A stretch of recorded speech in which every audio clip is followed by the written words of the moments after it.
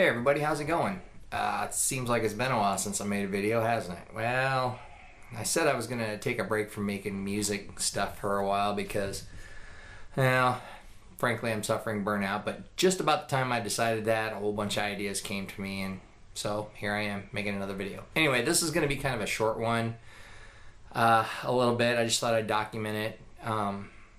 Recently, my old bandmate from the band I just left about 6 months ago had asked me to reunite with them for a one-off show for a benefit for a friend of theirs. Well, I said, yeah, I'd do it. So I have to get my gear back together. Well, since I left the band, I had acquired some new effects. And so I decided to rebuild my board and try that out. I think I'm actually pretty happy with the selection. I've taken all the big stuff off. So I'm going to document my build here a little bit and go through some things with y'all. And, you know, if you have any questions or whatever, let me know and comment section and I'll answer them. So let's get to the build, shall we? All right. Hopefully you guys can hear me okay. Basically, I'm going to be focusing on the board, so I won't be seeing a lot of what's going on the camera. Anyway, all I'm doing right now is my old pedal board that I've had. You can see some of the spots here. I just had basically strips of Velcro where the effects would go, and it served its purpose. It was working fine, but I was limited as to what I could do with my pedal order. You know, every time I'd want a new pedal, I had to do some kind of weird setup in order to get them to fit on all the strips. So I decided I'm going to go ahead and coat the top of the entire pedal board with Velcro. So we'll got about 3 more strips to go, and then we can start putting the pedals on. So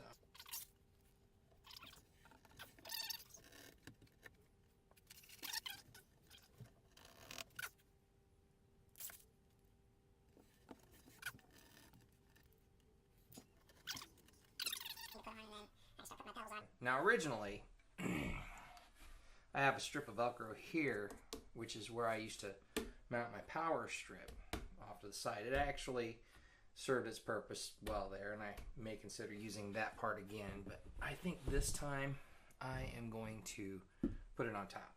So I actually have a dedicated power strip for that duty. That's perfect. And I'm going to end up with a lot of the hard stuff, the hook side, when I'm done, because most of my effects pedals already have that on the bottoms of them. I only got 1 or 2 that don't. And now I have to say I am kind of in a hurry today because I'm supposed to be practicing in about 2.5 hours. So I've already set the pedals up. I already know what order I want them. Dialed in most of the sounds. I'll have to play with it when I get to practice, get tuned in with the band. Speaking on that, I do want to say, if you're a guitarist that spends a lot of time in the bedroom playing, and you know, you get your, what I call your bedroom sound. You think you got your amp dialed in and everything like that.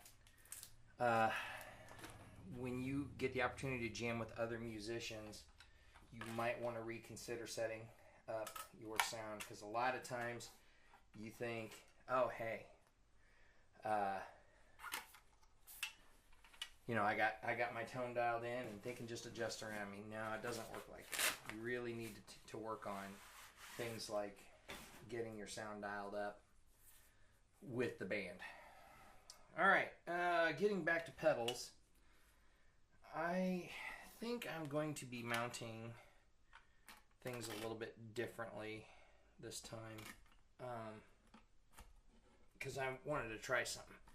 I want my wah pedal here. That's going to go right there. Excuse me. Here's going to be the interesting thing. In this last band, I got the opportunity to do some keyboard stuff, because I do play keyboards, as you may know by looking at some of my stuff. But I am primarily a guitarist, so I have a guitar pedal board and everything. But I needed to play some synth parts, so I had gotten this to help with that. And I want it to go right here. So that's going to push the pedals up a little bit higher on the board. This is fine where it is because it clears it. But I'm going to end up putting my pedals a little higher up. So, excuse me. So that's what's going on here. Mount my power supplies first. Get those in order. So, I know I want this here. I want the wah there. So, my next step is to mount my power strip that runs out to the wall, and then mount it my pedal power. So normally, like I said, I would put it here on the back, but I've decided I am going to put it right there. And then next to it, I will run my power, my supercharger. So it's going to go right here. Now you'll notice I do have a strip of Velcro there on top of it. And I did that because when I was stacking pedals on my board at one time, I actually mounted a pedal up there. Kind of kept it out of the way, and I was there when I needed it and not when I didn't. So we're going to go with that. So now I'm going to mount my new pedal that I just bought because it's the next one in the chain. This one's really cool. I have only had a brief time to play through it, but by far it is the coolest pedal ever. This is the Robert Keeley D&M drive.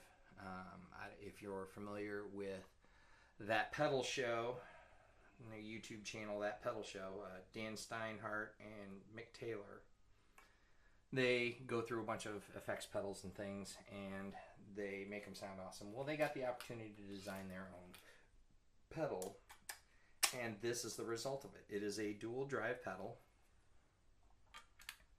and it sounds really good. I'm not going to worry about doing a demo for it because there already is a buttload of demos out there of it. You might hear me use it.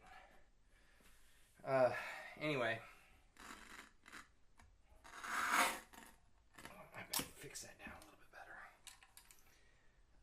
But it sounds amazing. It really does. I've only got to play through it for a little bit, but what I've played through it, I really, really liked it. So where was I? Here we go.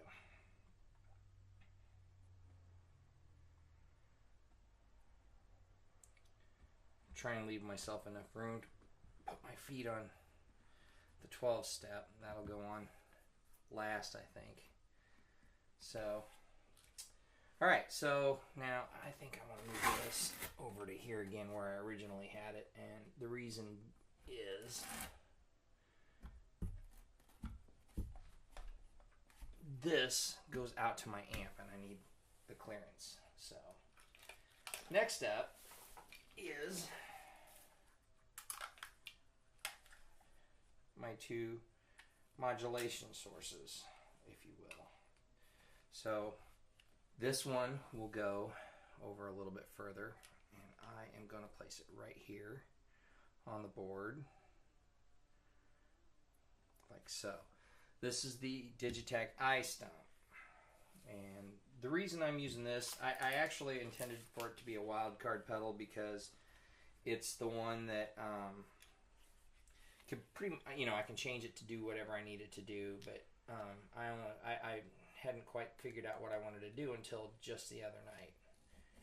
And what it's going to do is I got it set to an analog delay sound, and I got this idea off of That Pedal Show from one of their guest musicians.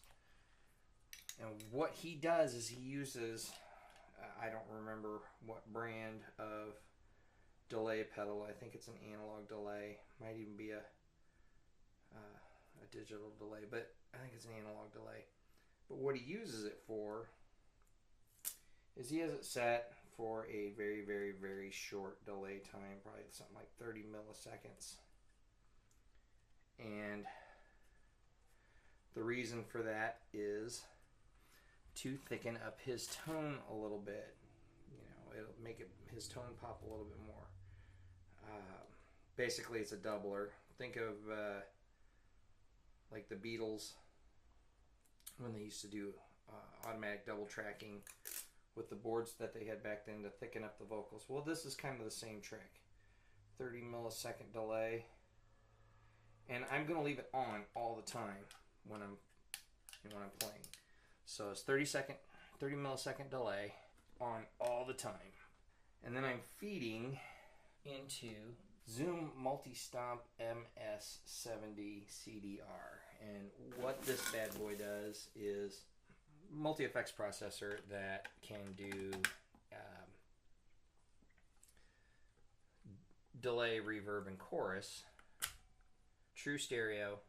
And you may have seen this in a couple of my other videos where I was using it with my No Coast, my Make Noise No Coast. Well, I wanted to hear how it sounded on my pedal board, and it actually sounds really good, so I'm putting it on there. Now, the only thing I'm using this for is, well, exactly what I said. I'm going to use it with chorus, delay, and reverb in just small amounts because, you know, I don't need that much. For what we do is pretty much straight ahead rock, so there's no real need for a lot of effects as much as I would love to. Okay, so if you'll notice, I got a gap right here, and I want that so that I can feed in my jacks from the amp, because this is going to go pre, this is going to go through the effects loop and back to the return. So that's pretty much it. I'm going to nail this bad boy down, and whether I use it or not remains to be seen, but I'm going to go ahead and nail it down, and that's pretty much it. And when I get a chance, I will run a demo. So there it is. That'll be my pedal board, and hopefully I'll have a sound demo up pretty soon. I'm going to finish nailing this bad boy up and get it up and running for practice tonight, and maybe I'll shoot some footage of one of my shows or whatever, and you can see it in action, but I might just do a demo here at some point. So if you got any questions about the effects that I'm using and what types of delays, etc. is coming off the Zoom, and you want to hear how the D&M drive sounds or whatever, leave me comments in the comment section, and I'll get back to you. So thanks for watching. Stay tuned for more videos. I actually will have some more coming up here pretty soon. So until next time, thanks for watching.